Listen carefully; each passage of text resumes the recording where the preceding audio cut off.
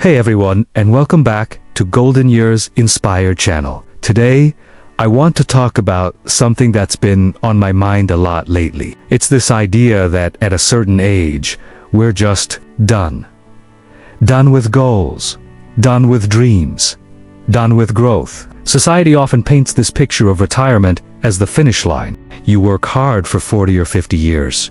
You get the gold watch, and then you ride off into the sunset to play golf or sit on a porch swing. And while there's absolutely nothing wrong with a well-deserved rest, who said the story has to end there? Who decided that purpose has an expiration date? Let's be real for a moment. That number, whether it's 60, 70, or 80, is just that, a number. It doesn't magically erase the passions, the curiosity, and the drive that have defined you your whole life. Your dreams don't just pack up and leave on your 65th birthday. In fact, for many people, this is the first time in their lives they truly have the freedom to chase them. Think about it. The kids are grown, the mortgage might be paid off, and you've accumulated a lifetime of wisdom and experience. This isn't an ending. It's the ultimate starting line. I want you to think back to when you were a kid. What did you want to be?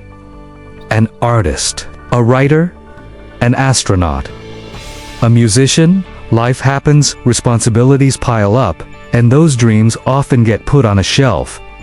But they're not gone. They're just waiting. Maybe you can't go to Mars anymore, but you can definitely pick up that dusty guitar in the corner. You can sign up for that pottery class you've been eyeing for years. You can finally write that novel you've had floating around in your head. The world is full of incredible examples of people who refuse to accept that their best days were behind them. Take Colonel Sanders. He was in his 60s, living on Social Security checks, when he started franchising Kentucky Fried Chicken. He drove around the country, sleeping in his car, trying to sell his recipe. Most people would have given up, but he had a goal, and he didn't let age stop him. Or how about Grandma Moses? She didn't even start painting seriously until she was in her late 70s. Her work is now celebrated in museums worldwide. These aren't just feel-good stories. They're proof that potential is timeless. So, why do we let this narrative of being too old take hold? Part of it is external pressure, the subtle and not-so-subtle messages we get from media and society. But a big part of it is internal. It's the voice in our own head that says, "It's too late," or "What's the point?" or "People will think I'm crazy." We need to learn to silence that voice. That voice is a liar. It's feeding you a story that's convenient, but ultimately unfulfilling. The truth is, having a goal, a purpose, is fundamental to our well-being. It's what gets us out of bed in the morning. It keeps our minds sharp and our spirits young. Neurologically, learning new things and challenging yourself builds new pathways in your brain. It's literally the antidote to stagnation. When you have something you're working towards, you're not just passing time, you're living it, fully and vibrantly. And your goal doesn't have to be some monumental, world-changing achievement. It can be small. It can be personal. Maybe your goal is to walk a mile every day. Maybe it's to learn how to cook Italian food from scratch. Maybe it's to reconnect with an old friend you haven't spoken to in years. Maybe it's to read all the classic novels you never had time for. The size of the goal doesn't matter. What matters is the act of chasing it. It's the process, the learning, the striving, that brings joy and meaning. Let's reframe what this next chapter of life is all about. It's not a winding down. It's a liberation. It's the freedom to be you, unfiltered. It's the time to pursue things, not because you have to, but because you want to. Because they light you up inside. Your accumulated life experience isn't a burden.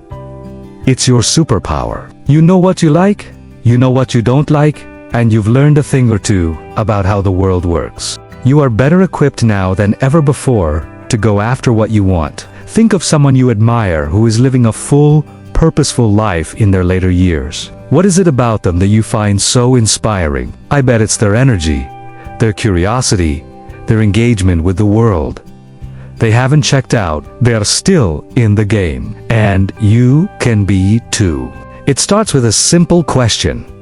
What is one thing you've always wanted to do, learn, or create? Don't overthink it. Just let the first thing that comes to mind be your starting point. Write it down, say it out loud, tell a friend. The moment you give that dream a little bit of air, a little bit of light, it starts to become real. Then, take one tiny, laughably small step towards it. If you want to write a book, don't think about the whole book.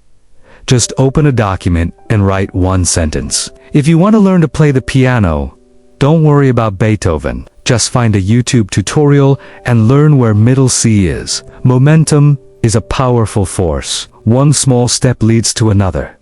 And before you know it, you're on a journey. You'll make mistakes. You'll have days where you feel discouraged. That's part of the process. It's not about achieving perfection. It's about embracing the pursuit. It's about feeling alive. Your life is a story, and you are the author. You get to decide what the next chapter is about.